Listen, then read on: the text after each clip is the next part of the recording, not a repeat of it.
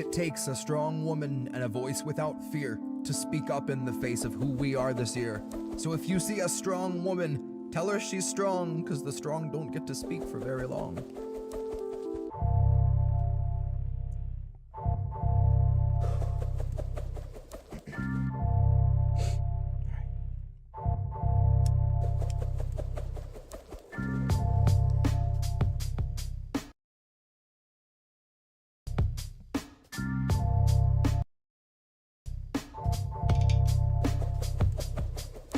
We love to sing the praises of our First Amendment rights. We love to feign encouragement to truly speak your mind. Tell you that your speech is free, go say what you like.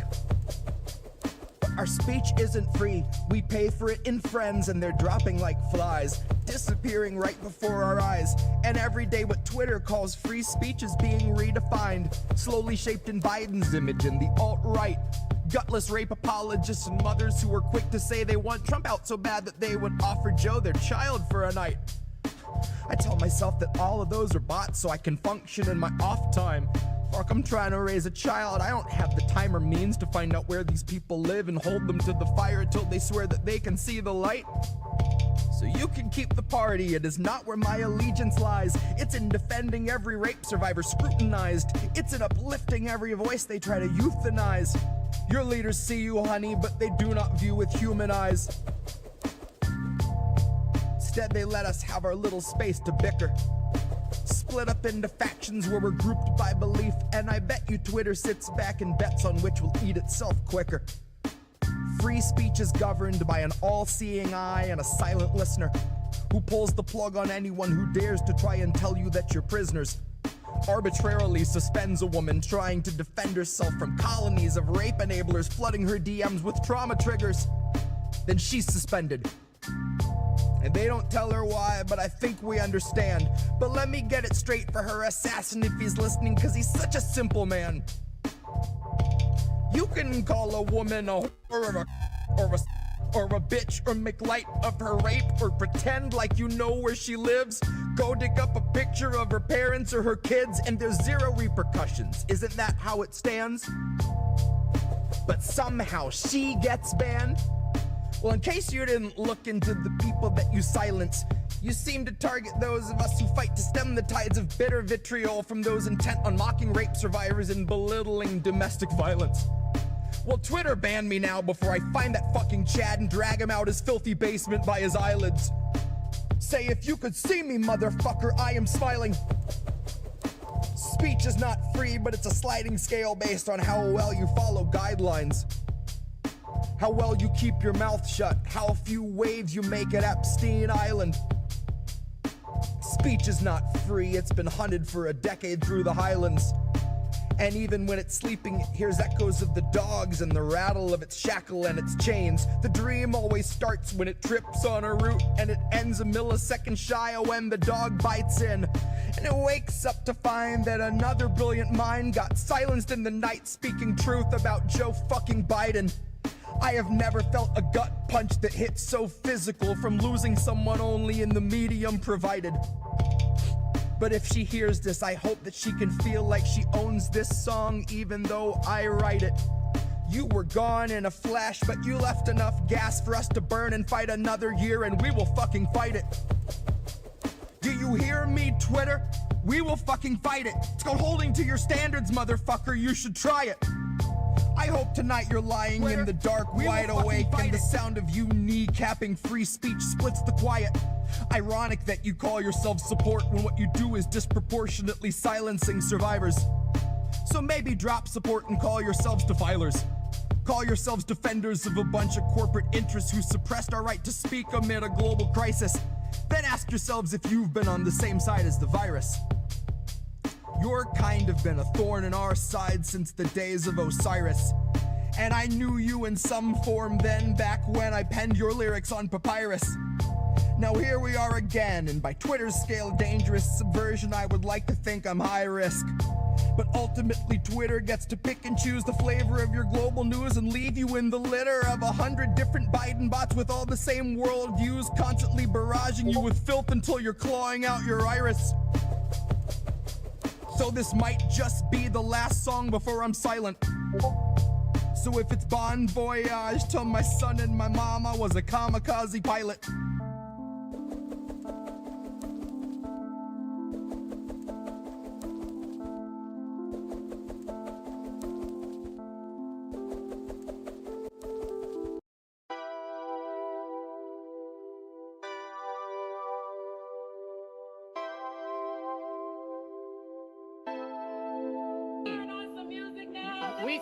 People still owe money. People still owe money. No.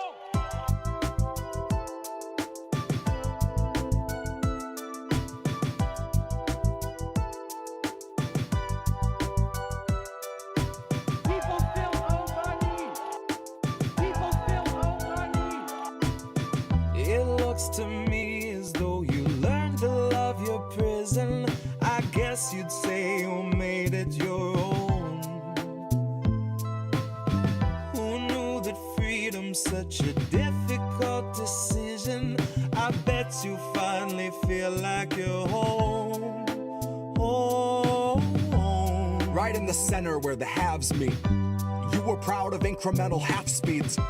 You were getting down in the AOC dance line, hands tied, nodding to the backbeat. You'll Secret Service dive in front of any representative alive, being asked for the very bare minimum. And you'll turn into that same kind of hard right villain you detested should we mention they could ever muster maximum. Cause liberal denial's such a lofty ataraxia, where morals take a back seat, not up in the cab, but in hidden panels made by federal human traffickers. If you trust the autopilot, then you're just a sleeping passenger, passively accepting that it isn't us the bastards serve, making peace with all the evil walking on this rancid earth. Unity with those who bound your hands at birth, glancing up at fascists on a bloody dais thinking they just need a push. Not a holy man, but I'm praying for a burning bush. Yeah, I know you'd love to look away, but love, you need to look. There are many massacres the country manufactured that will never make the books. Now here's your fucking hook. It looks to me as though you learned to love your prison. I guess you'd say you made it your own. Who knew that freedom's such a difficult decision? I bet you finally feel like you're home. Home. Home on the range of excuses. Justify some fracking, water down pollution, paint a fresh coat of bipartisan charm over backroom collusion. Your consent is being manufactured by illusions, marketing executives in federal seclusion, working day and night to keep you just the side of lucid, and too beat down for calling out abuses. So fuck all these progressives who can speak on revolution once they empty all your powder out and spit on all your fuses. I prefer to judge a leader not by quality of tweets, but the six-figure book deals she chooses. Donors he betrays, and donors that he'd gladly take a bullet before he refuses. Slogans he reuses, buzzwords he produces, then he spews like mucus. Well, two can play at that. So here's the inner dialogue of every time I snap, and it's fine-tuned to ruthless, and saying politics are useless. Just a bunch of loose lips tweeting cute shit, power suits, taxpayer booze trips. Bunker at the ready when the shoe flips, and there will be no news clips. There will just be People still owe money. People still owe money. No. It looks to me as though you learned to love your prison. I guess you'd say you made it your own. Who knew that freedom's such a difficult decision? I bet you finally feel like you're home. Home.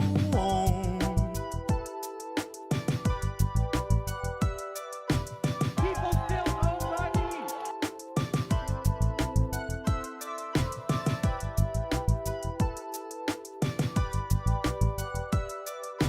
People still owe money.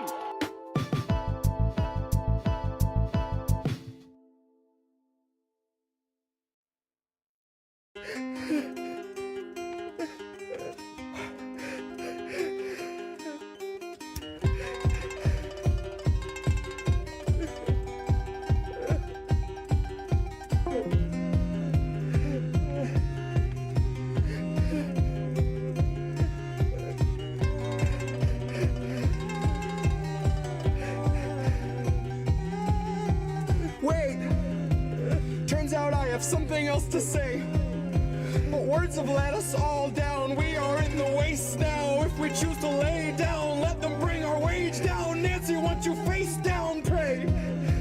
If you find resilience in your faith, it's on all of us to lead the way. It takes all of us to lift the weight. We were told it's normal and required that we suffocate. Wait, I will not be carried to my grave in perfect health and perfectly awake. The earth is not the sweetest of escapes, but the surface is a merciless and purpose-sicken place. Don't stay. Tell him that he doesn't have to stay. Hold his hand and let him slip away. There is nothing here that's worth the wait. Nothing good is waiting in the wings. Don't stay.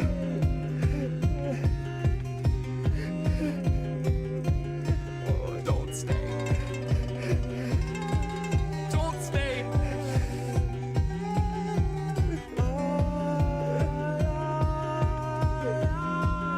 It's just frozen in time, frozen in time. Only so much shot through the eyes, shot through the eyes.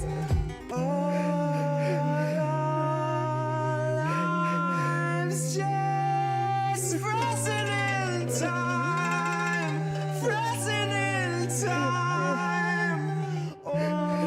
Only so much shot through the eyes, shot through the eyes.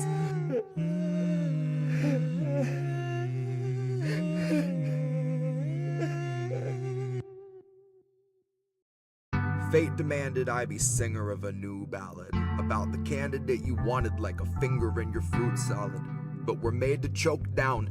And never mind he didn't have supporters on the ground.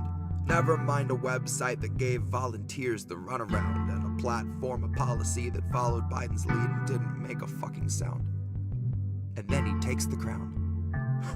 Now that's ascension into power by immaculate election, cause no one really wanted it and no one should have trusted it. But don't you try to question it, cause Joe is not a fan of questions, but Joe is a fan of pointing fingers right in people's faces.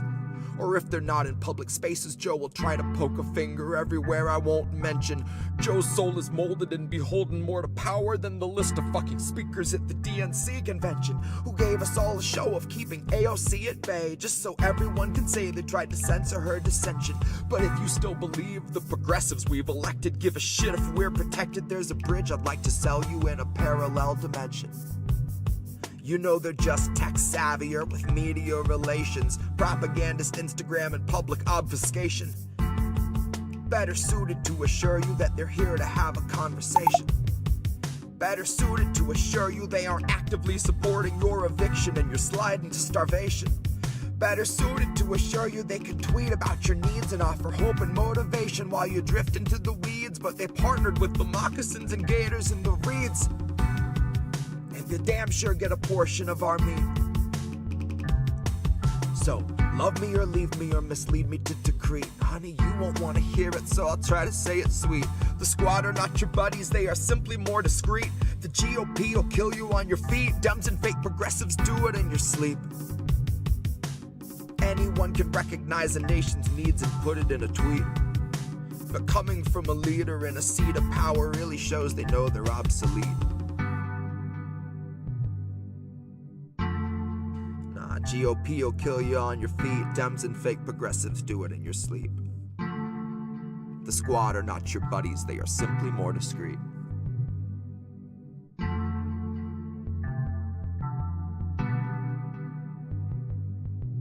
You won't want to hear it, so I'll try to say it sweet.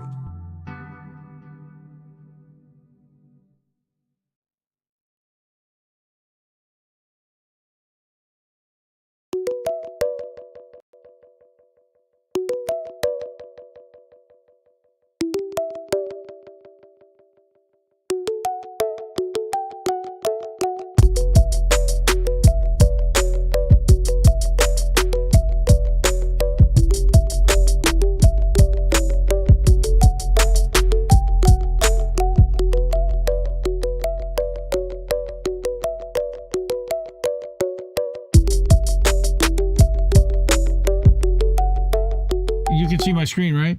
Hey, okay, we're live. I can't. Are we? It looks like it. I think we are. What's up?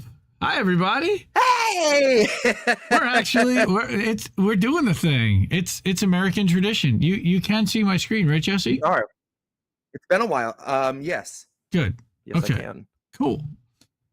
I'm not full screen either. It's been so long. Like give us a month off, and all of a sudden, it's just all the wheels fell off. Yeah. No, how about good. that? Here.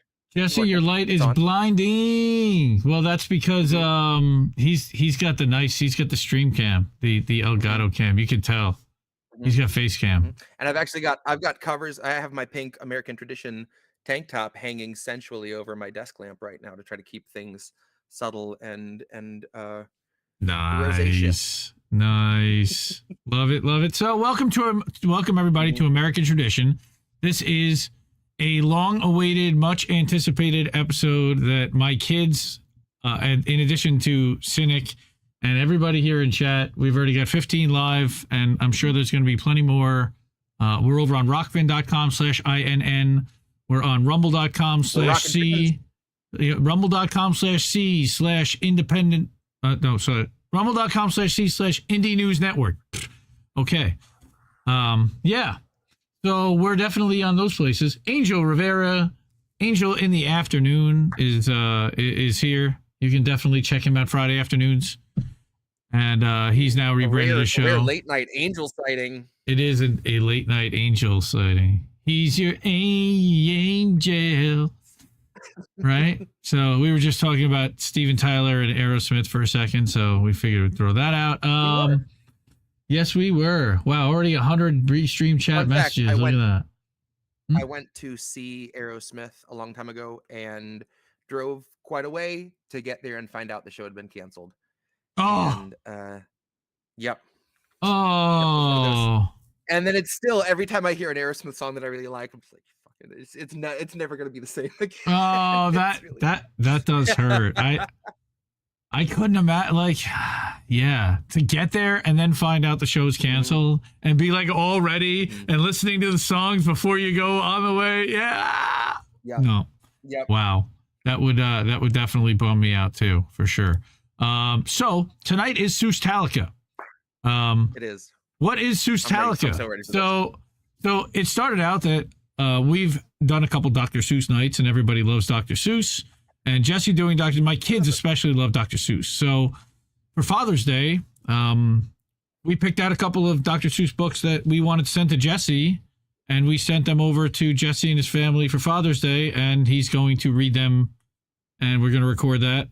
But in addition, somebody said, well, what about like a Metallica tribute? I don't know how the two things came together, but to read Jesse's description, it's an exclusive show starring Jesse.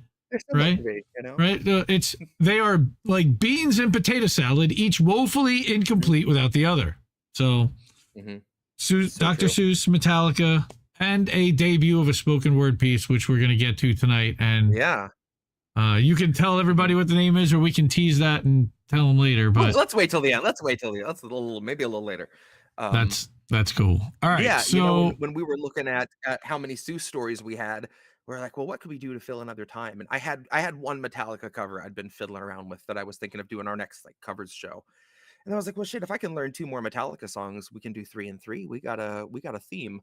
And so then with the wildfires and all this other stuff, and then a holiday, it worked out that I had plenty of time to practice these.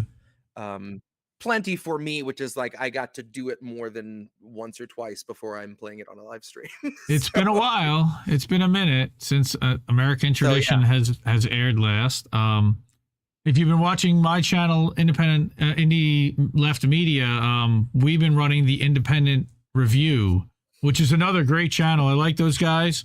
And I just figured let's bring up some indie creators when there's nothing running live on either network. So we'll run that. And we're going to be doing that with the Endemic Times as well, and running some of Amira's stuff because I like her and want to get more people seeing hers. And we're hopefully going to be producing also some more stuff. But tonight, I am more than excited for this. I was told that that Hames Jetfield would be attending, but that isn't true. Actually, You might be in chat. We might get a chat appearance tonight. We might get a Hames Jetfield, but your musical performer this evening performing for Kirk Hammett is Kirk Hammett, everybody. Kirk Hammett.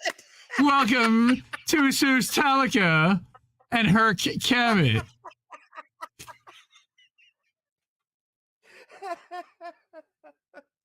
At the request. Honorable mentions were Nason Jewstead and Biff Clerton. Yeah, Nason Jewstead was definitely out. I mean, they were going to call us anti-Semites from the minute it started with Dr. Seuss to begin with. So that's out. God.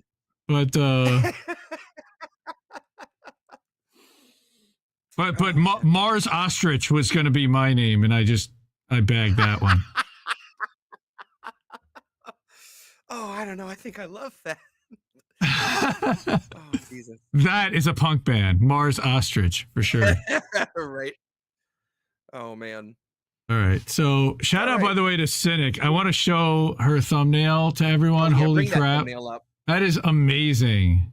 Amazing. I mean, shout out to Crab for the Seusstallica, of course, and the Jesse coloration. And there's a Jesse cat in there, but and who's that character? I believe that he's from one of the stories we'll be doing tonight. Yeah, at the bottom, that is Bartholomew. That is the Oobleck.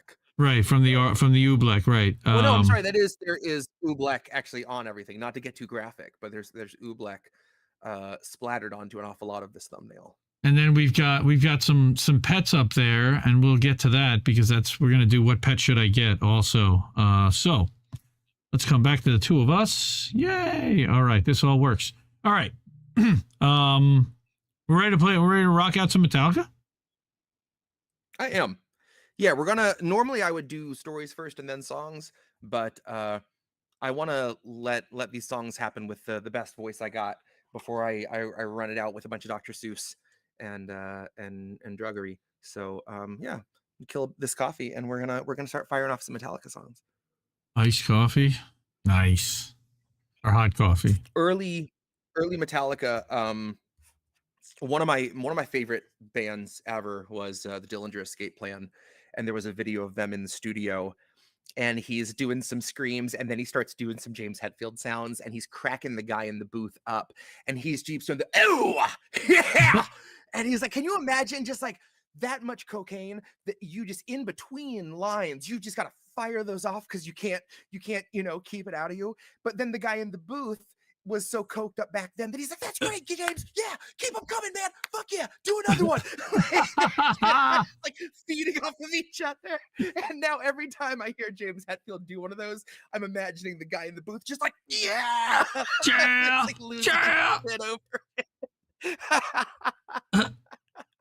That's great. Oh God. Okay, so our first one this evening. Now, my apologies. Ooh, Heartlands Media in the house. Oh, Kit Cabillo. What's up, dude? My songs are definitely like interpretations and not covers for sure, because I definitely played with a few of these and made them a little more acoustic-y. So I was a huge like little Jesse fucking would fight you to the death over Lars being the best drummer alive. Like 10-year-old Jesse would not be swayed. So when the S&M album came out, I was like diehard Metallica kid, and I just ate that record up, and I always loved this song. So yeah, it's a great American tradition.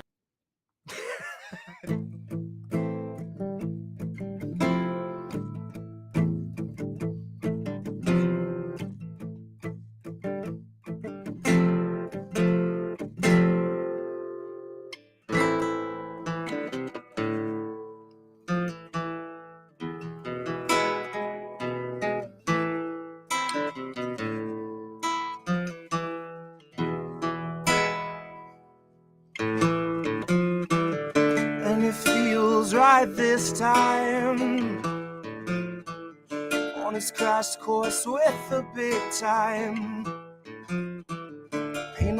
into the distant thunder. New day fills his head with wonder, boy. And it feels right this time. Turn around and found the right line. Good day to be alive, sir. Good day to be alive, he said.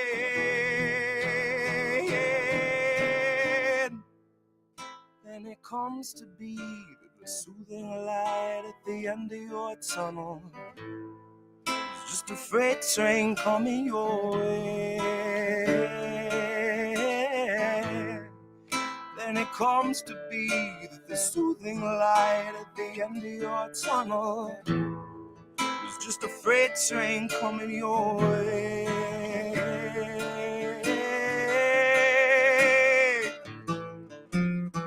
Said it feel right like this. All the pieces fall to his wish. For that quick reward, boy, suck up for that quick reward, they said. And then it comes to be that the soothing light at the end of your tunnel was just a freight train coming your way. Then it comes to be that the soothing light at the end of your tunnel was just a freight train coming your way. It's coming your way. It's coming your way.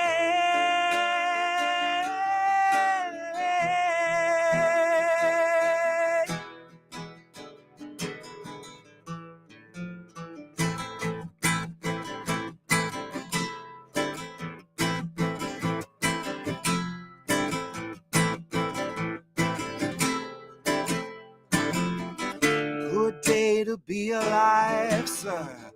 Good day to be alive, he said.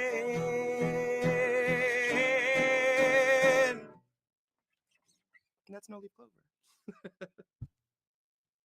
That was freaking sick. I was totally blasting that into my mic with the mute on, so you're all welcome. Good night, Kit. By the way, you can catch me tomorrow morning on Hardlands Media, 10 a.m. Eastern, 9 a.m. Central. I'm going to be hanging out with Kit for the morning. Right.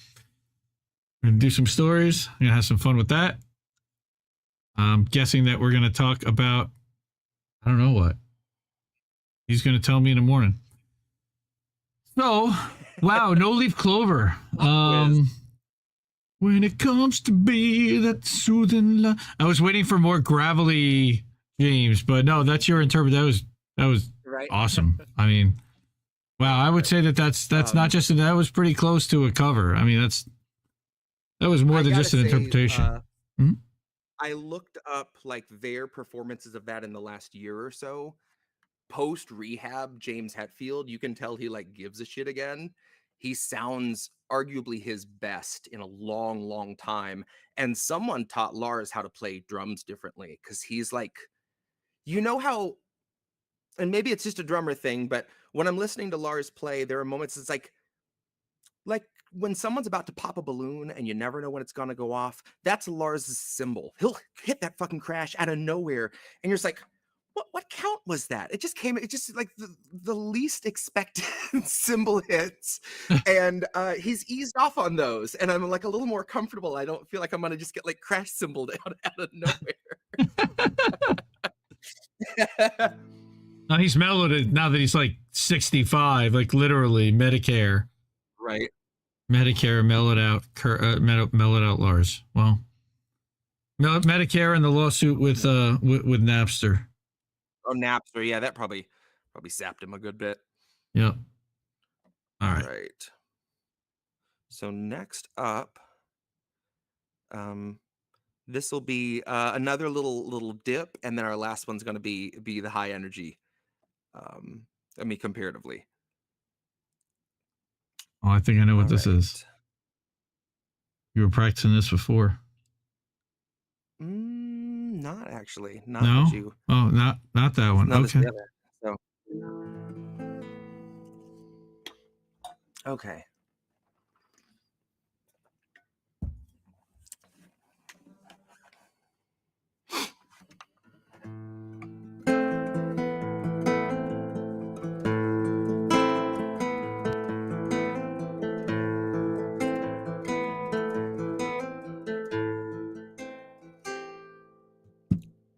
New blood joins this earth, and quickly he's subdued through constant pain, disgrace. The young boy learns their rules. The time the child draws in, this whipping boy done wrong, deprived of all his thoughts.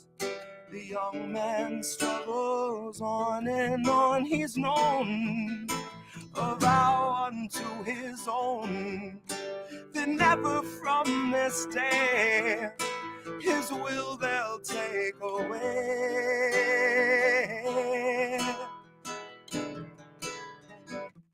What I've felt, what I've known, never shine through in what I've shown. Never be, never see, won't see what might have been. What I felt, what I've known, never shine through in what I've shown. Never free, never me, so I dug the unforgiven. Oh.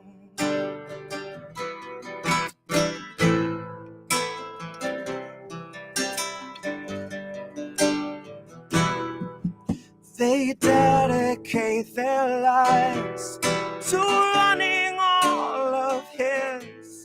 He tries to please them all. This better man he is. Throughout his life the same. He's battled constantly. This fight he cannot win. A tired man they see no longer cares. The old man then prepares to die regretfully. That old man, here is me.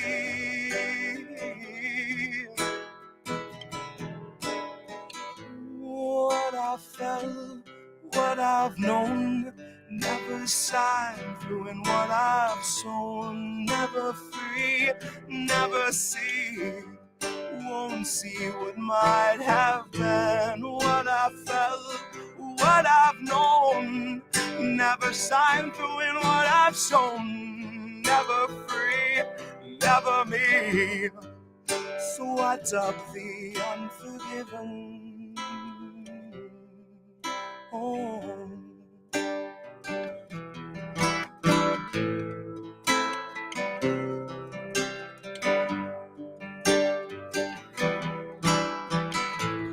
Label me, I label you, so I dug the unforgiven. Oh.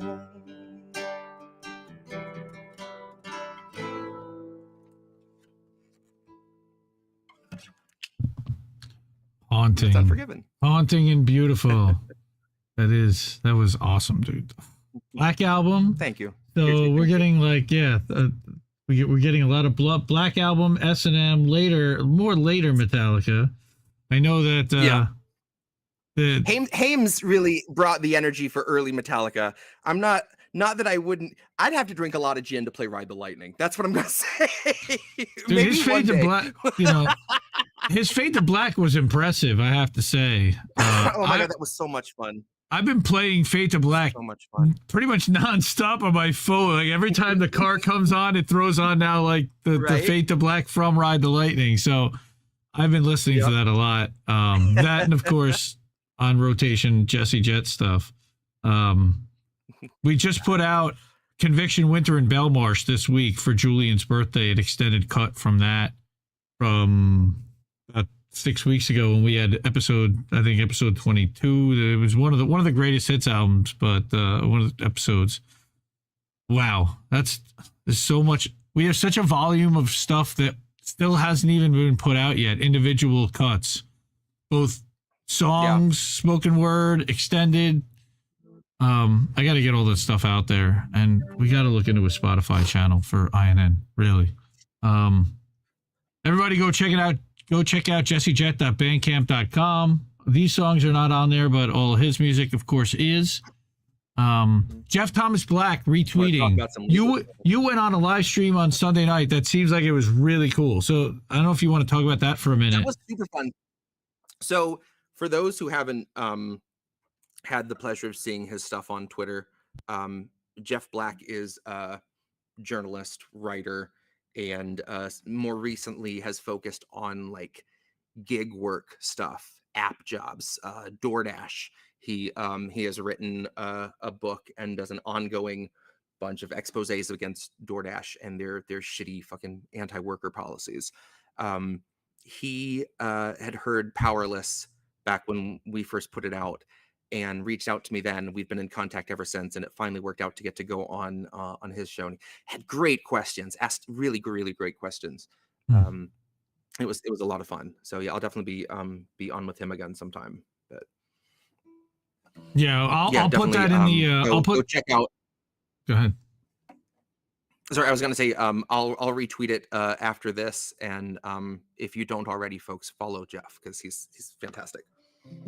Yeah, and when I put out the weekly Substack for INN, I'm going to include, because it was an appearance for an INN member, and any stuff like that, send that over to me, and I'll include that too if I didn't get it. So okay, cool.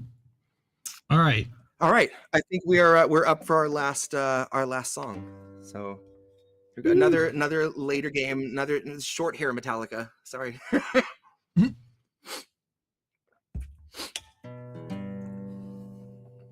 And my wife was kind enough the other day when I was practicing this to point out how much it sounds like Janie's Got a Gun. And now I'll never be able to hear the song the same because that's all I'm going to hear when I hear it. So.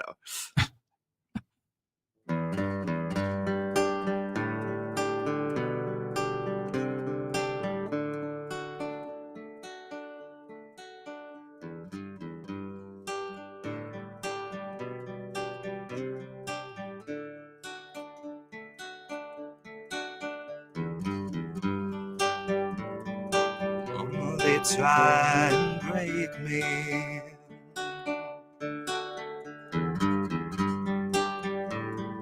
Mama, they try and break me.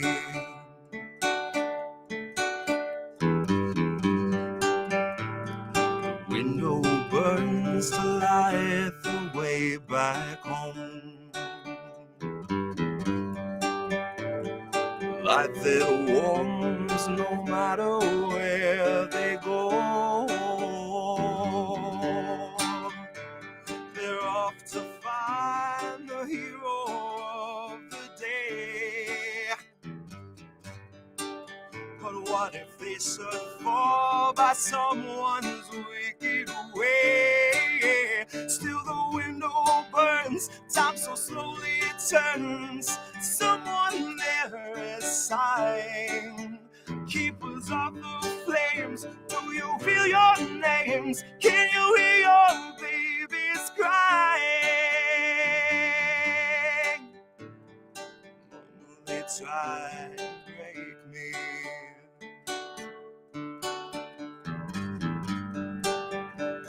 Still they try and break me.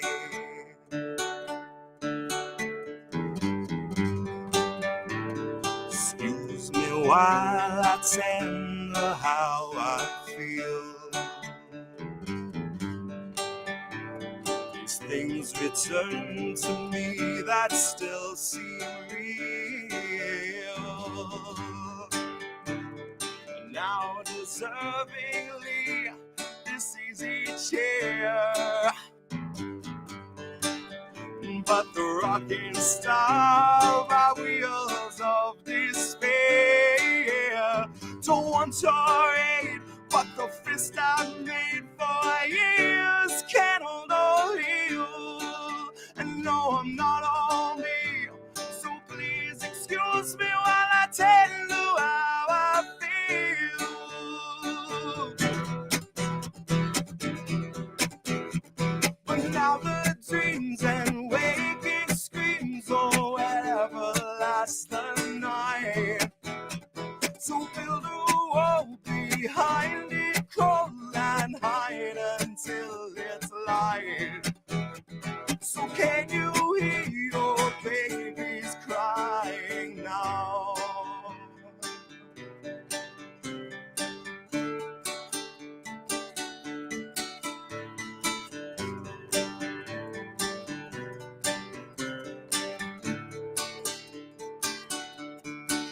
until the window burns. Time so slowly turns, and someone there is sighing.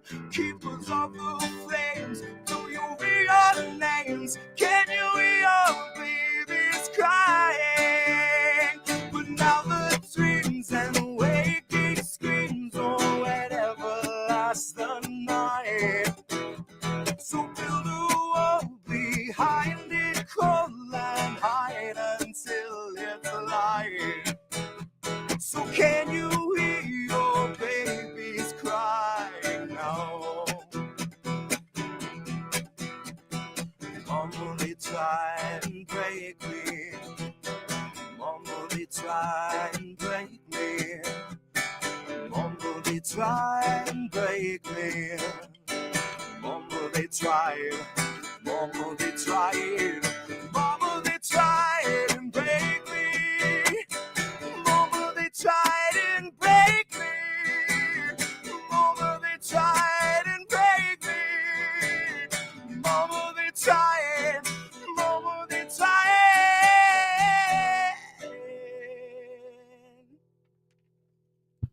Oh! Woo! Hey. Wow, everybody got to see my screen there for a second. Little sneak preview of what we got coming. That's later. All right.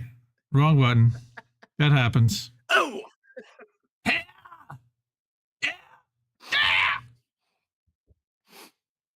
Oh, I almost did a spit take. I almost lost the last of my coffee.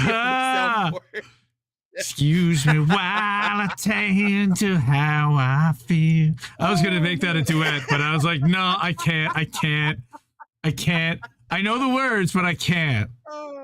I literally, I wasn't sure that I know all the words, and that was part of it. I'm not that confident that I know all the words, but goddamn, I still know all the words.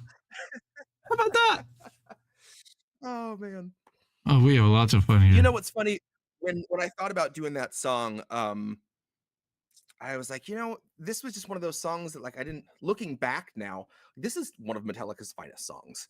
And back then, I just remember being like, oh, this is kind of a little bit more laid back for them. But it's a damn good song. It's a really, really damn good song. So really damn good. You're the day, no leaf clover. You're with the load and the reload and blackout. So we're into the 90s. For sure. 90s Metallica. Okay. I'm down with that. Now, check this out, but Hurt Kamet is going to leave the building, and joining us will be Dr. Jesse Jett. I love it. So, yeah, we're going to be doing that, and I can't wait for this. And I know my kids have been bugging me for weeks. Daddy, especially one particular of the three has been asking for one of the stories you're going to do tonight, and I am just geeked that I'm going to finally be able to play it for her. Right. I actually read this story to my other daughter. I went in as a mystery guest reader at school. She was in first grade, and I read it, and I dressed up in full Cat in the Hat gear. So I wore the hat and the whole thing, and I sent a picture to Jesse, and he's just like, dude, that's amazing. And the kids all love it. Now they call me the Cat in the Hat whenever they see me. It's really funny. Gregory Walker, BYOB, System of a Down or Toxicity? I like System of a Down. That's good stuff. He's over on the Rockfin. Charlie Mack. Throwing me back big time with Don't Die Cindy. Where'd you pull that out of? Holy shit. That is awesome. Why did autocorrect change cover to rib? Wow. Somebody's hungry. Oh, okay. Now I know. I was about to say, you had to have seen an old flyer. Don't Die Cindy was a band in my hometown that was our first band that you could go to Target and buy their album. They got a national record deal and got to go do their thing, and now they're all just dads in Colorado or wherever the fuck they are. Don't Die Cindy. What a great name for a band. that was one of those bands, like, I, would go see them do little shows at, like, the fucking Boys and Girls Club, and whoever would let us have shows. Right. And, yeah, so that's all of a sudden, that's one of those that threw me back. I'm like, "Damn." So, That's well, funny. I heard Okay, ribbed. so now I'm thinking about ribs now. I'm super psyched. I'm thinking about ribs too. I'm a sucker for a good advertisement, Indy.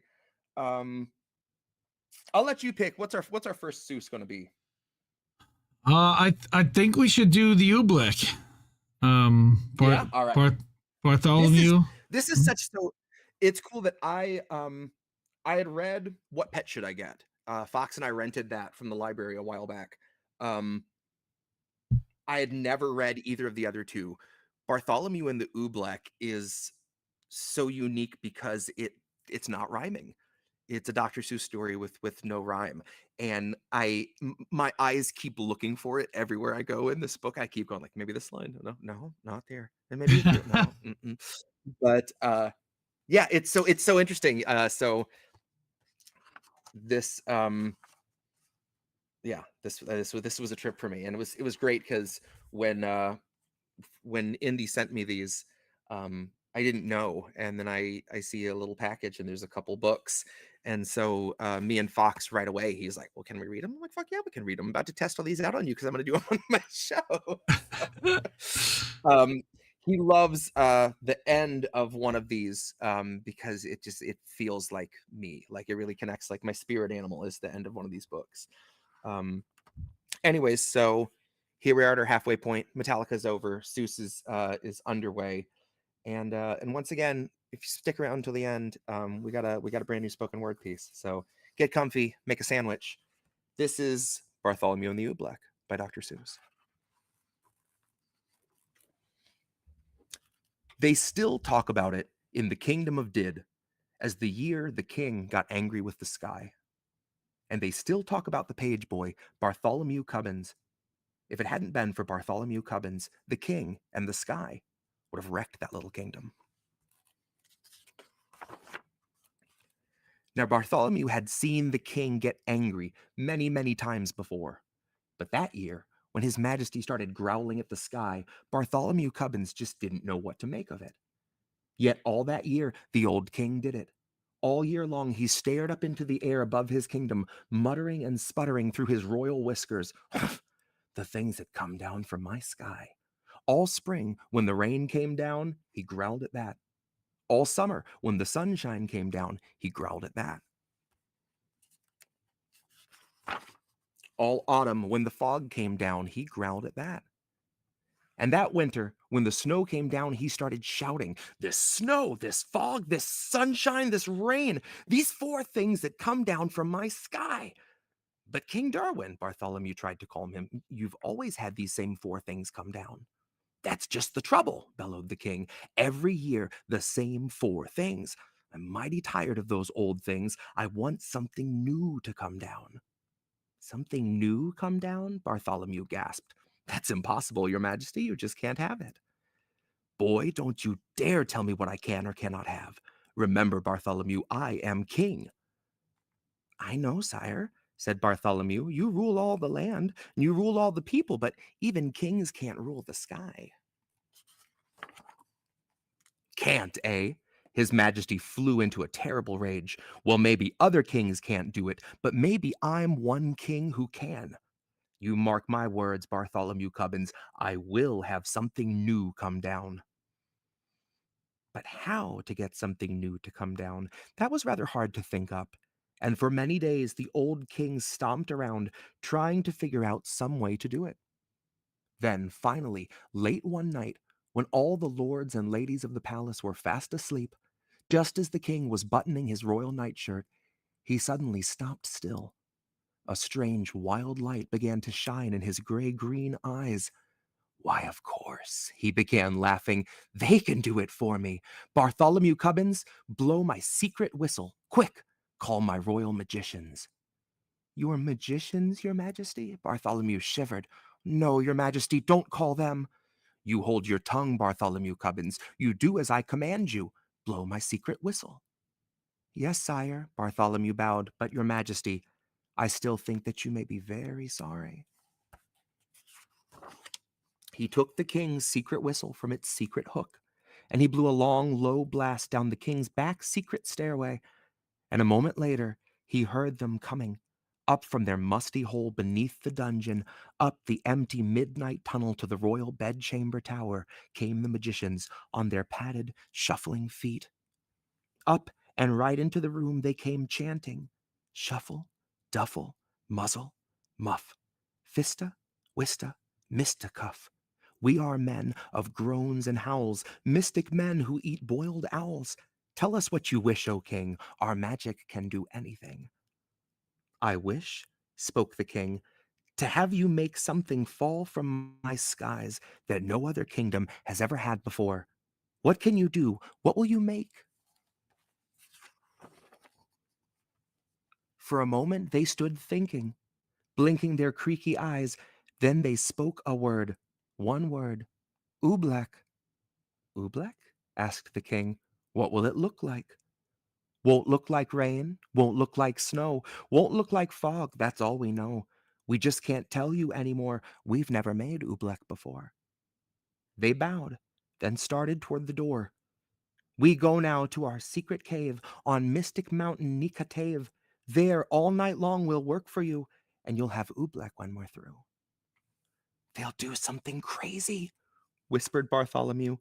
Call them back, your majesty, stop them. Stop them? Not for a ton of diamonds, chuckled the king. Why, I'll be the mightiest man that ever lived. Just think of it. Tomorrow I'm going to have Oobleck. It took Bartholomew a long time to get the excited king to sleep that night, but there was no sleep for Bartholomew, the page boy. All night long he stood in the king's window, staring out at the mystic mountain Nikatave. Somewhere up there, Bartholomew knew the magicians were working their terrible magic. And all night the magicians did. All night they walked circles round their magic fire, making magic mumbling with their clucking tongues. Oh, snow and rain are not enough. Oh, we must make some brand new stuff. So feed the fire with wet mouse hair, burn an onion, burn a chair, burn a whisker from your chin, and burn a long sour lizard skin, burn yellow twigs, and burn red rust, and burn a stocking full of dust. Make magic smoke, green, thick, and hot. It sure smells dreadful, does it not? That means the smoke is now just right. So quick, before the day gets light, go, magic smoke, go high, go rise into the kingdom sky. Go make the Oobleck tumble down on every street in every town. Go make the wondrous Oobleck fall. Oh, bring down Oobleck on us all. Dawn was just breaking, and Bartholomew was still standing, trembling, watching at the bedchamber window. But now, as the sun rose, Bartholomew smiled. Those silly magicians hadn't done a thing. Then suddenly, Bartholomew Cubbins stopped smiling. Was he seeing things? No, there was something strange up there in the sky. At first it seemed like a little greenish cloud, just a wisp of greenish steam. But now it was coming lower, closer, down toward the fields and farms and houses of the sleeping little kingdom. It was swirling around the topmost turrets of the palace. Tiny little greenish specks were shimmering in the air right over his head. Queer little greenish blobs just about the size of grape seeds. He stretched out his hand. He started to catch one. Then he pulled his hand back. There was something frightening about those blobs. Bartholomew slammed the window shut. Wake up, your majesty, he shouted. Your Oobleck, it's falling. The king sprang out of his royal bed sheets. By my royal whiskers, it is, he cried. Oh, that beautiful Oobleck, and it's mine. It's all mine. I don't like the look of those blobs, sire, said Bartholomew. They're coming down now as big as greenish peanuts. The bigger the better, laughed the king. Oh, what a day. I'm going to make it a holiday. I want every man, woman, and child in my kingdom to go out and dance in my glorious Oobleck. Out in that stuff? Asked Bartholomew. Do you really think it's safe, sire? Stop asking foolish questions, snapped the king. Boy, you run to my royal bell tower. Wake my royal bell ringer. Tell him to ring the great holiday bell. For a moment, Bartholomew Cubbins didn't move. Run, barked the king. Bartholomew ran. Across the sleeping palace, Bartholomew ran. Then up the ladder of the high bell tower, he climbed to the bell ringer's little cubbyhole in the belfry. Ring your bell, he called. His Majesty the King proclaims today a holiday. The old man crawled out of his cot. He grabbed the bell rope. What's the holiday for, Bartholomew? You'll find out soon enough, said Bartholomew. The bell ringer yanked the rope. Nothing happened. He yanked it harder. Still nothing happened. Huh? What's wrong with my bell? He murmured. I'd better take a look outside. He poked his head out through the little trap door. Merciful gracious, he gulped. What is that? All over my bell like greenish molasses. Not only your bell, Bartholomew cried. Look at that poor robin down there in that tree. She's stuck to her nest. She can't move a wing. That oobleck's gooey. It's gummy. It's like glue. Ooh, the bell ringer wrung his hands. That green stuff sticks up robins. It'll stick up people, too. Someone's got to warn the people, cried Bartholomew. Got to wake 'em and warn 'em to stay inside their houses. I'll tell the royal trumpeter, he shouted. He turned and slid like lightning down the bell tower ladder. To the trumpeter's tower raced Bartholomew Cubbins, and on up the steps 4 stairs at a time. As he ran, he could hear the plop, plop of the oobleck on the window panes. It was pelting against the palace walls as big as greenish cupcakes now. He yanked the covers off the snoring trumpeter. He shoved his cold trumpet right into his sleepy hands. Get up! Warn the people! Blow the alarm! Alarm! Yelled the trumpeter. Then his eyes saw the oobleck. Those green things, Bartholomew, where'd they come from? The king, panted Bartholomew. His royal magicians made them. The royal trumpeter leapt from his bed. That king of ours should be ashamed.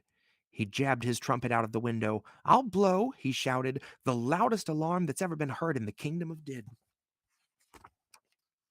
But all the royal trumpeter blew was a glog. My horn, he gulped. One of those green things flew inside it. He tried to blow it out. He couldn't blow it out. He tried to shake it out, and he couldn't shake it out. I'll get it somehow, he yelled. I'll pull it out. No, shouted Bartholomew. Don't you touch it. The trumpeter's hand was already in it. His fingers grabbed hold of the lump of oobleck, and he could feel it squiggle around in his fist like a slippery potato dumpling made of rubber. He pulled with all his might. The oobleck began to stretch. Then, gloing, the oobleck snapped back inside the trumpet. It yanked his arm back with it, right up to the elbow. I can't wiggle a finger, the trumpeter wailed. Bartholomew, what'll I do?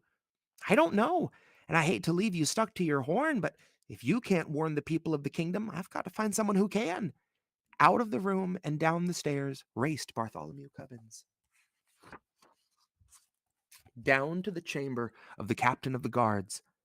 The captain was humming in front of his mirror, combing the ends of his handsome mustache. Captain, do something, shouted Bartholomew. Do something? Why? Smiled the captain. What's wrong? Captain, haven't you seen the dreadful oobleck? It's coming down now as big as greenish baseballs. Oh, that stuff? Laughed the captain. What's so dreadful about that, lad? You know, I think it's rather pretty. Captain, pleaded Bartholomew, it's dangerous. Nonsense, snorted the captain. Lad, are you trying to frighten me? Captains, my boy, are afraid of nothing. That stuff's harmless. I'll show you. I'll eat some. Eat some, gasped Bartholomew. No! But before Bartholomew could stop him, the captain was leaning out his window, scooping up some oobleck on the end of his sword. Don't, Captain, don't! The captain did. By the time Bartholomew dragged him back inside the room, his mouth was glued tight shut with oobleck. He tried to speak, but no words came out. All the noble captain of the guards could do was blow a lot of little, sticky, greenish bubbles. Forgive me for leaving you, Captain, said Bartholomew, but a captain full of bubbles is no help at all. Bartholomew stretched the poor man out, and he left him there on his chamber floor. Bartholomew went tearing through the zigzag palace hallways. I'll get the king's horse. I'll ride through the country. I'll warn the people of the kingdom myself. He pushed open the door that led out to the royal stables. Bartholomew stopped. He could go no farther. The awful oobleck was plumping down as big as greenish footballs now. Too late to warn the people of the kingdom. There were farmers in the fields getting stuck to hoes and plows. Goats were getting stuck to ducks. Geese were getting stuck to cows. Outside the palace, it was piling up, great greenish tons of oobleck, deeper and deeper on every roof in the land. There was nothing Bartholomew Cubbins could do there. Shaking his head sadly, he stepped back inside. But inside, a moment later, it was just as bad as out. With an angry roar, the oobleck was suddenly hitting the palace harder. It was battering and spattering against the walls as big as greenish buckets full of gooey asparagus soup. Like a sinking sailboat, the whole palace was springing leaks. The oobleck was ripping the windows right off their hinges. It was dripping through the ceilings. It was rolling down the chimneys. It was coming in everywhere, even through the keyholes. From every bedroom in the palace came the howls of lords and ladies, frightened in their nightgowns. They came jumping to their doors. Go back to your beds! Get under your blankets! Bartholomew Cubbins went crying through the halls. But nobody paid the slightest attention. Everyone in the palace started rushing madly about. The royal cook rushed down to the royal kitchen. Bartholomew Cubbins saw him trapped there, stuck to 3 stew pots, a teacup, and a cat. The royal laundress rushed outside to save her laundry. Bartholomew saw her, stuck tight to the clothesline between 2 woolen stockings and the king's best Sunday blouse. He saw the royal fiddlers. They were stuck to their royal fiddles. Everywhere Bartholomew ran, he saw someone stuck to something. They were stuck up by the dozens. Every last friend he had in the world was flopping and floundering, all hopelessly caught in the goo. Then suddenly, midst the hubbub, Bartholomew gasped, "The king! Where was the king? He'd forgotten all about him." It was in the throne room that Bartholomew found him. There he sat, old King Derwin, proud and mighty ruler of the kingdom of Did, trembling, shaking, helpless as a baby. His royal crown was stuck to his royal head. The seat of his royal pants were stuck to his royal throne. Oobleck was dripping from his royal eyebrows. It was oozing into his royal ears. "Fetch my magicians, Bartholomew," he commanded. "Make them say some magic words. Make them stop the oobleck falling." Bartholomew shrugged his shoulders. "I can't fetch them, your majesty. Their cave on Mountain Nikatave is buried deep in oobleck." "Then I must think of some magic words," groaned the king. "Oh, what are those words my magicians say? Shuffle, duffle, muzzle, muff. That's all I can remember, and they don't do any good. The oobleck keeps on falling harder." Bartholomew Cubbins could hold his tongue no longer. "And it's going to keep falling," he shouted, "until your whole great marble palace tumbles down. So don't waste your time saying foolish magic words. You ought to be saying some plain simple words." "Simple words? What do you mean, boy?" "I mean," said Bartholomew, "this is all your fault. Now the least you can do is say the simple words, 'I'm sorry.'" No one had ever talked to the king like this before. "What?" he bellowed. "Me? Me say I'm sorry? Kings never say I'm sorry, and I am the mightiest king in all the world." Bartholomew looked the king square in the eye. "You may be a mighty king," he said, "but you're sitting in oobleck up to your chin, and so is everyone else in your land. And if you won't even say you're sorry, you're no sort of a king at all." Bartholomew Cubbins turned his back, and he started for the throne room door. But then Bartholomew heard a great, deep sob. The old king was crying. "Come back, Bartholomew Cubbins. You're right. It is all my fault, and I am sorry. Oh, Bartholomew, I'm awfully, awfully sorry." And the moment the king spoke those words, something happened. Maybe there was something magic in those simple words, "I'm sorry." Maybe there was something magic in those simple words, "It's all my fault." Maybe there was and maybe there wasn't, but they say that as soon as the old king spoke them, the sun began to shine and fight its way through the storm. They say that the falling oobleck blobs grew smaller and smaller and smaller. They say that all the oobleck that was stuck on all the people and all the animals of the kingdom of Did just simply, quietly melted away. And then, they say, Bartholomew took the old king by the sleeve, and he led him up the steps of the high bell tower. He put the bell rope into his majesty's royal hands, and the king himself rang the holiday bell. Then the king proclaimed a brand new national holiday in honor of the 4 perfect things that come down from the sky. The king now knew that these 4 old-fashioned things, the rain, the sunshine, the fog, and the snow, were good enough for any king in all the world, especially for him, old King Derwin of Did. Bartholomew and the Oobleck by Dr. Seuss. Okay. Wow. I have no idea that my son's got an interesting teach. He's 5 years old, folks. This was my 6-year-old loves it. So. This was recommended by a 5-year-old. Like, wow. Well, I guess the saying "I'm sorry" to make everything disappear is the message for the 5-year-old. That's a long way to get to that ending for like, right. I know. To get 4 and 5-year-olds to hang on that long to tell that story. Wow. I mean, my kids were certainly ready for kindergarten, I will say, thanks to that teacher. She's fantastic. So shout out to Miss Colleen. But damn, that was an impressive story.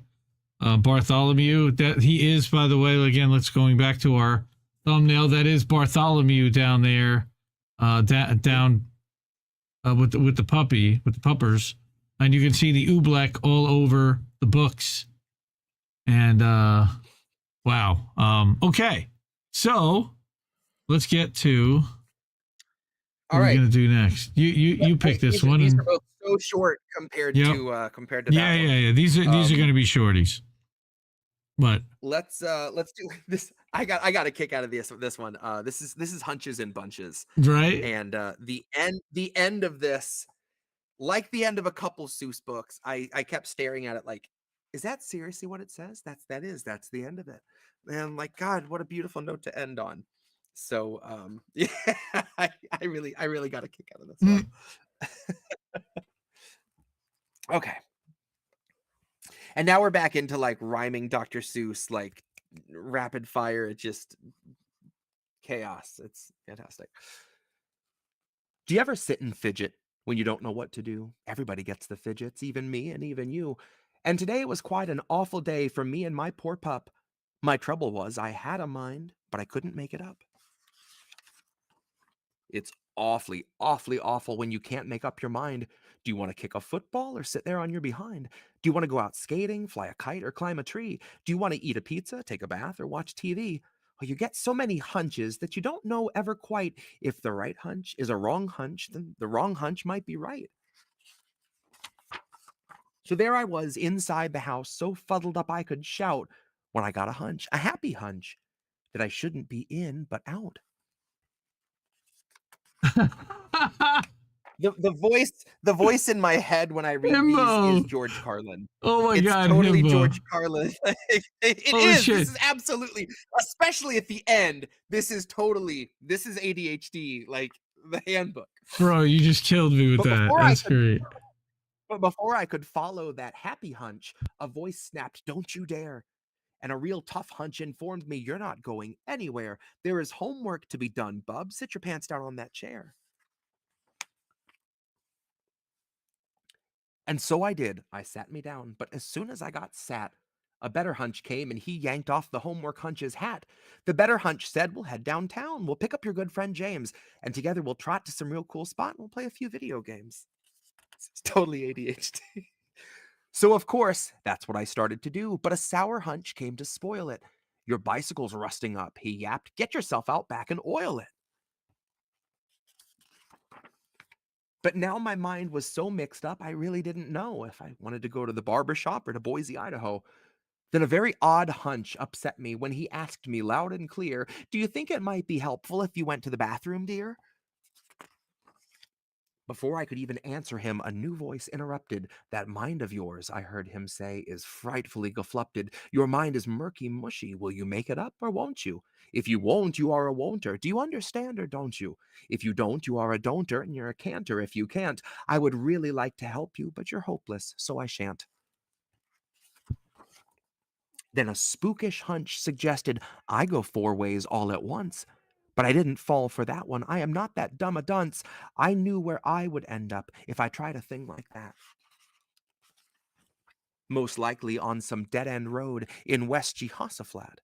If that's not an 80s Yes album cover, I don't know what it is. I thought you were going to end up at Reef's house.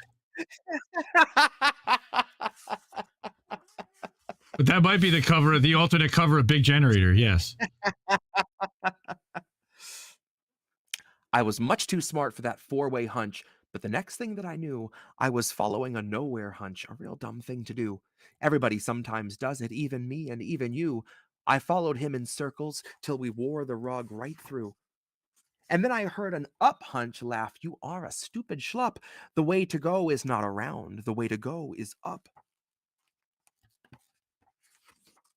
That seemed to make a lot of sense, so I even took my chair. I just knew I'd make my mind up if I had some high, fresh air. But the up hunch I had followed was a phony and a fake. Way up top, I met a down hunch, and he sighed, "For goodness sake, you should never trust an up hunch. You have made a big mistake." Then things got really out of hand. Wild hunches in big bunches were scrapping all around me, throwing crunchy, hunchy punches. And some super hunch was yelling, "Make your mind up. Get it done. Only you can make your mind up. You're the one and only one." This really is about ADHD. Now, here's where it really kicks off. One of me could never do it. And quite suddenly I knew to get a job like that done would take more of me, like 2. And maybe even more of me, like 3 of me or 4 of me. It took an awful lot of me. It took a lot of yelling. It took a lot of shoving and hot bargaining and selling. We all talked the hunches over, up and down and through and through. We argued and we bargued. We decided what to do. Argue, that's an awesome word. I finally followed a munch hunch, the best hunch of the bunch. I followed him into the kitchen and had 6 hot dogs for lunch. The end, Dr. Seuss. Daddy gets the munchies and shows up at the fridge too. Absolutely. I got to the end of that, and it was one of those like, oh, he's just like me for real. It's like, there's that little voice in your head that's like, forget all that other stuff. Go eat 6 hot dogs. Go put 6 hot dogs in your body. Like, yeah, okay, why not? Sure. That's how you got to figure like this, ladies and gentlemen, is you follow those hunches. So Dr. Seuss definitely a stoner, basically, is what he's telling you. That after all these hunches and all these thoughts and all these ideas, he just went to the kitchen and decided to have 6 hot dogs. Mm-hmm. I wonder what he was doing before he had the 6 hot dogs. They didn't have dabs back then. Or did they? Or did they? That's right. They did. If anyone would have rigged up his own dab, he just would have called it a gerflubler, but he probably had one. Yeah, he would have had a special term for that. All right, so this is going to be What Pet Should I Get? This was at the special request. The last of the Indies Children trilogy. Yes. One of my daughters has been hounding me for months. Can Jesse read What Pet Should I Get? So, sweetie, here, this is for you. And here it is. And for all of your kids, thank you so much for lending me your dad so often and letting him do everything he does for us, because he does a lot of really incredible work for a really lot of awesome people, and we love him dearly. So this is the least we can do for you guys. This is What Pet Should I Get? Fun fact, this is a posthumous release. He had finished the story, but he hadn't colored it in. So basically after like a decent bit of time had passed. I think his wife and a few other people that he had worked with were like, all we got to do is colorize this, and we could put it out. And another one of those great Dr. Seuss cliffhangers that made my son want to punch a wall. He got to this and he's like, wait, I just got to figure it out myself. Oh, dude. Livid. Which was great. When I read this to the first grade class, we had some really unhappy kids in a first grade class. Like, well, but the best part is that it's a choose your own adventure, guys. Like, what? Mm-hmm. And then I got to ask each one of them, what would you get? And then they kind of got it there. Well, you guys will see. But yes, I can get why he would do that. Speaking of Dr. Seuss stuff that made Fox mad, I made him watch the original Lorax. And a little ways in, once things are kind of taking a turn, he looks at me, he's like, this is awfully suspicious. I love that kid. You're right. I love that kid. He's so damn smart. All right. Speaking of kids we love, what pet should I get? By Dr. Seuss. I feel like that part's implied. We want a pet. We want a pet. What kind of pet should we get? Dad said that we could have one. Dad said he would pay. I went to the pet shop. I went there with Kay. And so we went in. I took one fast look. I saw a fine dog who shook hands, so we shook. So I said, I want him. But then Kay saw a cat. She gave it a pat and she said, I want that. Then Kay said, now what do you think we should do? Dad said to pick one. We cannot take home two. Then, what do you know? We saw two other kinds. Now, how could Kay and I make up our minds? A pup and a kitten. They looked like good fun. Now, which would we pick? We could only pick one. Make up your mind. The cat or the dog? The kitten, the pup? Oh boy, it is something to make a mind up. Then I looked all around. I saw something with wings. I said, look at him. We can pick one that sings. But then look over there, said my sister Kay. We could go home with a rabbit today. Then I looked at Kay. I said, what will we do? I like all the pets that I see. So do you. We have to pick one pet and pick it out soon. You know, Mother told us to be back by noon. And I could have done it. I could have, I bet. I could have said what pet we should get. But you know what Kay did? You know what she did? She said, fish, fish, fish, fish. It may be a fish is the pet that we wish. Then I saw a new kind, and they were good too. How could I pick one? Now, what should we do? We could only pick one. That is what my dad said. But how could I make up that mind in my head? Pick a pet fast. Pick one out soon. Mother and Dad said to be home by noon. The time may be now to make up my mind, but who knows what other good pets I may find. I might find a new one, a fast kind of thing, who would fly round my head in a ring on a string. Yes, that would be fun, but our house is so small. This thing on a string would bump into the wall. My mother, I know, would not like that at all. So maybe some other good kind of pet, another kind maybe is what we should get. We might find a new kind, a pet who is tall, a tall pet who fits in a space that is small. My mother might like this pet best of them all. But if we had a big tent, then we'd be able to take home a yent. Dad would like us to have a good yent, but how do I know he would pay for a tent? So you see how it is when you pick out a pet. How can you make up your mind what to get? But what if we took one of each kind of pet? Then our house would be full of the pets we would get. No, Dad would be mad. We can only have one. If we do not choose, we will end up with none. I will do it right now. I will do it, I said. I will make up the mind that is up in my head. The dog or the rabbit, the fish or the cat. I picked one out fast, and then that was that. Left to decide. Telling you, a whole class of first graders going. And thus, schism was born. Right, and I was like, all right, so what'd they get? And I got like everybody shouting different answers at me at once. It was great. All right, show of hands in chat. How many people just flipped their table?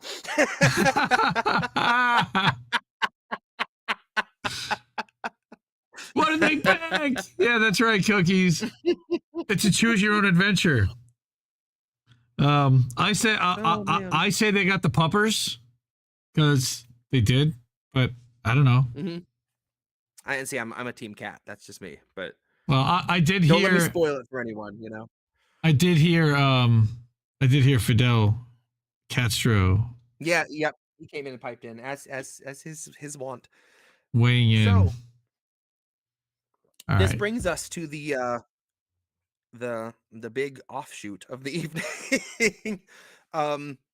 I couldn't have a show tonight and not read this. I finished this the other day. I want to give a quick shout out to Joe. Shut the fuck up, shitlib, for those who don't know. He and I were talking a bunch about kind of where I'm at with my next record, and really talking with him kind of got me thinking about some things. And I've always found my biggest inspiration for writing a record has been the title. And that's always been kind of what like I start shaping everything around and off of. And I have hyped up the title for the next record so much because I loved it.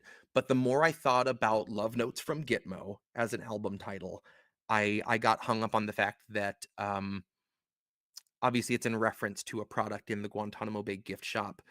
But at the end of the day, it's still it's a place with real people in it that are being detained and mistreated is a mild word for it, but they're not getting out anytime soon. And it felt like there wasn't any way I could have that be my album title and not feel like it was in kind of poor taste. And one of the first pieces I've started writing for this next one had a line in the beginning that stuck out to me. So it is safe to say that the next record is going to be called Live from the Black Site. And as soon as I made that decision, like the next day, I finished one piece, wrote another one in full. It's just like I flipped the switch back on, and all of a sudden, like I went from not having written much of anything in the last few months to just churning out, other than Blood Badge, to like just all of a sudden I couldn't turn it off again, which is what I've been waiting for. Because it's all or nothing, and when it's on, it's like I have to constantly be writing because it's just I can't stop. So with that said, I have a fondness for making up my own one-word titles, like Super Starver. I've done it a couple times with Super Yacht, Super Starver. I feel like there's another one I'm not thinking of. But this piece is called Meat Speaker, one word. I have a few things I managed to touch on in this that I am extremely excited to finally mention, and surprised I haven't by now.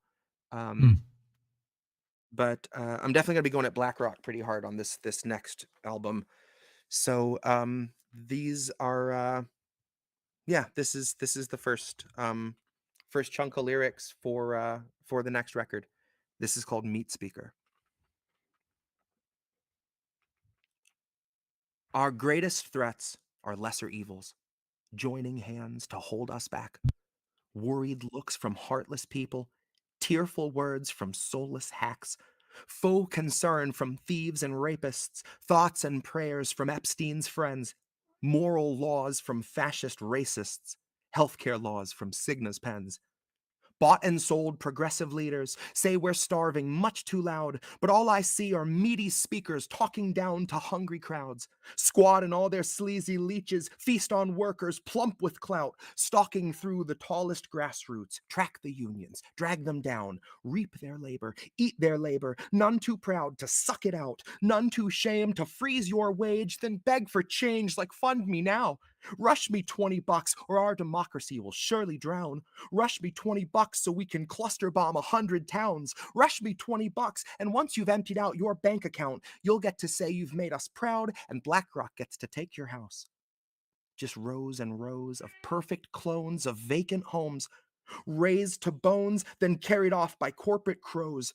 Beneath a gaping sky where nothing lives and nothing grows, but hungry money swells and bloats, and money-hungry grifters gloat to fleece the coats and trust and votes of sheep and sacrificial goats. They coax their hopes like open throats where leeches feast on helpless hosts. The offer sees their beast invoked. The Black Rock altar belches smoke. It rises that the world may know they've christened 2 new CEOs, one for press and public show, and one that just the board will know, who wears a crown of migrants' hands and smiles when the cities flood, who's been anointed head to toe in workers' rights and children's blood, who bought the bill that soaked organic vegetables in fracking mud, who made his billions banking on technologies for tracking us, who filmed us every day as we kept smiling where the camera was and streaming from our cancer clusters, chatting up some Langley bugs, who take the time to listen when you think that no one gives a shit. Nice enough to help you sow your discord into stripper clips, lead you to an act that they have planned out like a business trip, show you where the buzzwords go when manifesting manuscripts. It's manufactured terrorism, crafted by precision tip, sanded past all recognition, ground beneath clandestine grit, carefully conducted by the feds in the orchestral pit, watched by millions, none the wiser, smiling wide, applauding it. So who yells fire in the theater when they don't smell the hint of smoke? What audience, enwrapped and eager, rises up as one to go and flees as from some gnarled reaper, leaves the actors there alone? Who would hear one frantic teacher, warnings blared through tears and foam, to rob yourselves of entertainment, leave your seats, but don't go home. The war outside is greater than these actors care to show. We have 1 night left before containment. Early dawn, they'll drop the dome. The streets tonight need all your anger. Playing now, the fall of Rome. That's Meat Speaker.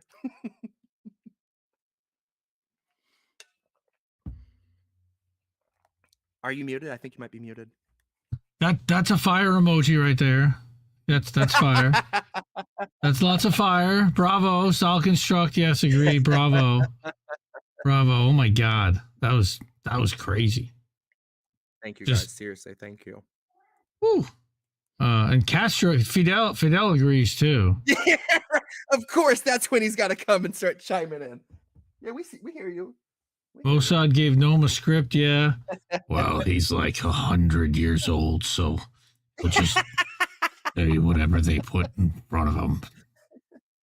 That's the same voice that I do for RFK Jr., by the way. You got to put a little bit more Katharine Hepburn in it if you're doing. You've got to put more into it than. Oh, Norman, you old poop. Awesome. Yeah. So, damn. Meat speaker. Yeah, that's a wrap. I don't want to be a meat speaker. Though that does sound delicious, right. Potentially. I'm imagining a meatloaf that's made to look like a Bluetooth, right? Or at least a burger, like a Bluetooth patty with lettuce and tomato on it, and JBL on the side. Yeah, fun here. All right. Gregory Walker asked over on the Rock Fan. I forgot to mention it. Have you ever heard of right here. a Ceylon's work before? I'm just typing a response to that. I haven't. Writing it down. Said something about Jabberwockies also. Okay. Sounded like Scruffy the janitor from Futurama. Mm-hmm. Ceylon. Okay. Yes, he would make an amazing dungeon master, narrator. Yes, a D&D player.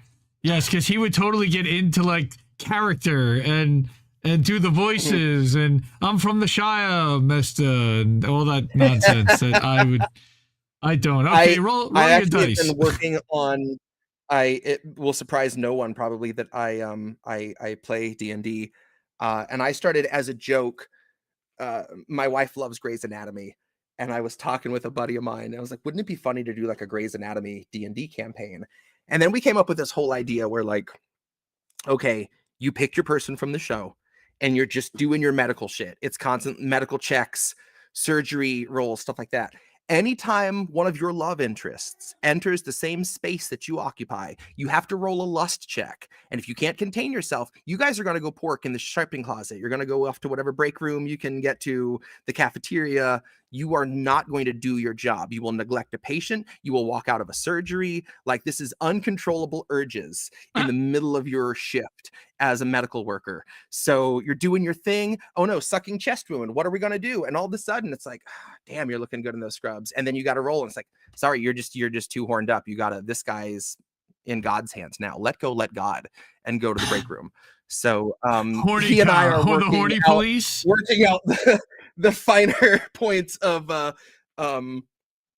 everything that would entail. Certain characters, like if you're Owen Hunt, you're going to be rolling for PTSD and random things, even mid-coitus. It happens when you least expect it. But there's just a lot of fun to be had there. So and what's funny is we were talking about this at work, and at the time my old boss walked up. He was like, "What are you guys talking about?" I was like, "Oh, we're talking about doing a Grey's Anatomy D&D campaign." And shit you not, he goes, "Oh, wouldn't it be great if you did when the helicopter crashed into the building?" Wait. No. He starts pulling out the fence, and we're like, "Oh, I totally remember that. No, that would be dope. We should totally do that." He just played right into it, huh? Just jumped right in. Oh, that is impressive. For the boss, like normally the boss, unless it's his wife's watching Grey's Anatomy, he just outed himself, man. Like Jesse has an excuse. Oh, God. I wanted to show you guys. Cynic made a kick-ass tweet. Then I wanna bring that up on screen real quick. You are here. So I've been making these schedules for INN. And I forgot to put one out this week, but I did it she asked me, earlier tonight. Okay, yeah. So last night was Politically Homeless. Tonight is American Tradition. Tomorrow night, we've got INN News with Reef and Colin. They're working on that show tonight. Thursday night, we've got Bread and Circuses with Chris. And I don't know what he's going to be covering. Last week was pretty spicy, so you should definitely check that out. Then Fridays. Fridays are a busy day for INN now. We've got Angel in the afternoons. Early on, it's going to be about 2:15. And then about 4 o'clock, we're going to have Tara. And I believe that Tara this week has Christopher Ems. And he is also in exile. The Politics of Exile is what we're going to be doing. And then 10 o'clock, Boats Smashing into Other Boats, which is the Reddit Reacts with the Tommy from Sunday night. So if you missed How Do We Miss That on Sunday night, you can check out the Boat Smashing into Other Boats segment on INN Friday night. Then Saturday night, we got Bitch with Comrade Misty. And Sunday, we are back to do How Do We Miss That all over again. Check out all the clips from How Do We Miss That, from INN News, from Politics of Survival. Tora had Che Bose on Friday. And we're going to be dripping out the clips this week over the next 5 days. A lot of stuff happening at INN. And follow Joe, follow Mad Crab, follow this guy, Jesse Jett. I'm the hype man. I'm just trying to wrangle it all. And let me tell you, on top of all of this, Misty Winston is everywhere lately. Today she was on Critical Hour with Garland Nixon and his partner on air on Sputnik. Tomorrow morning she'll be on Fault Lines, and tomorrow morning I will be on Hardlands Media. Tara was on with Lee Camp on Monday, so if you haven't seen that, check out Tara with Lee Camp on his channel, Moment of Clarity with Lee Camp. Sunday night, you did that on Jeff. How do I find? Oh, you're gonna put the link to that in the chat, or you're gonna tweet it out afterwards. Find that. Yeah, I'll Sunday tweet it out night. after. My phone is at 1%. Okay. Yeah, we're dying. All right. So, we'll be back hopefully in 2 weeks for another. See, this is American Tradition. So, no, I didn't. Okay. All right. Well, I'm gonna keep saying to keep questioning everyone's motivations. Who asked? Oh, Dr. Nick. What did he say when he asked about Tara? Why he hasn't talking about Torah. Interesting. But yes, I am here. I will be here in the morning. I am at American Tradition. This is well, yeah, we do this every 2 weeks. We both have kids, and next time I'm thinking it's time to do the Utah Phillips tribute night. So I'm thinking next episode is going to be pulling out some Utah Phillips labor classics, getting gritty with the acoustic. So I'm really excited for that. Very nice, very nice. Well, again, I appreciate everybody being here. Love you all. Shout out to all my INN family. Shout out to this guy. Appreciate you. That was so much fun, really. Metallica. So tonight we had we had No Leaf Clover, The Unforgiven, and Hero of the Day were the Metallica acoustic songs. Then we had Bartholomew and the Oobleck. Then we had Hunches and Bunches and What Pet Should I Get? And we closed it with the new world debut of the original spoken word piece, Meat Speaker. What a night. I'm never going to get tired of hearing the title. What a night. All right, everyone. We'll see you in 2 weeks. See everybody on Twitter and follow everybody. Bye, everybody. Subscribe. Bye, everybody. Hi. All right.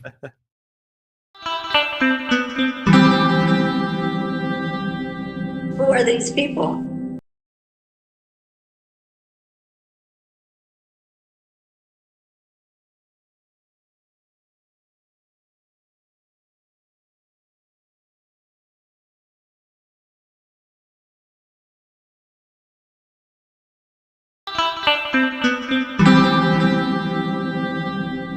Who are these people?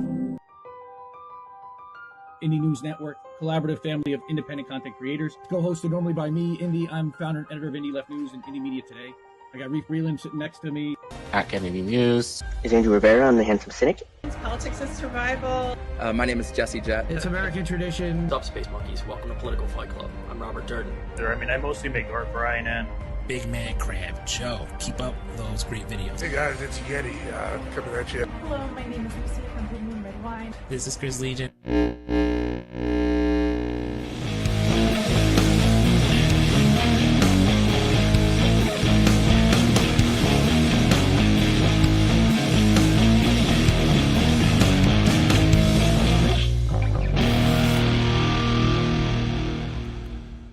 Keep fighting that good fight out there, guys. I'll talk to you later. Who are these people?